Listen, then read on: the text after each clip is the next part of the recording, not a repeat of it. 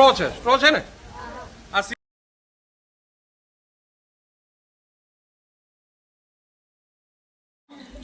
થઈ ગયો બધાને?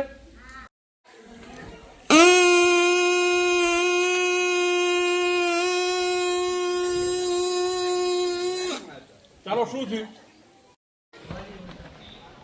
ધ્વનિ ઉર્જા તો છે, પણ શું કામ ભાગે છે? ધ્વનિ ક્યાંથી આવ્યું? કાને સંભળાતી દરેક વસ્તુ જે સંભળાય છે એમાં વાઇબ્રેશન છે, એમાં ધ્રુજારી છે, એમાં કંપન છે.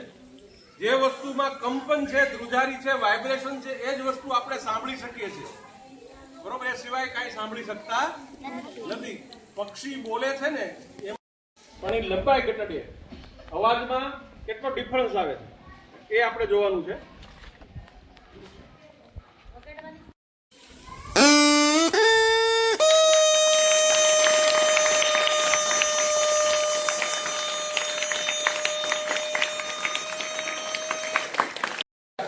વાઇબ્રેશન કેટલું સાંભળી શકીએ?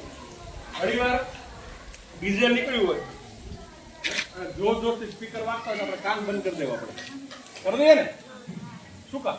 આપણે સાંભળી શકતા નથી. તો એનો અર્થ એવો થયો કે કેટલા પ્રકારનું વાઇબ્રેશન, કેટલા તીવ્રતા વાળું વાઇબ્રેશન, ધ્રુજારી, કંપન આપણે સાંભળી શકીએ છીએ.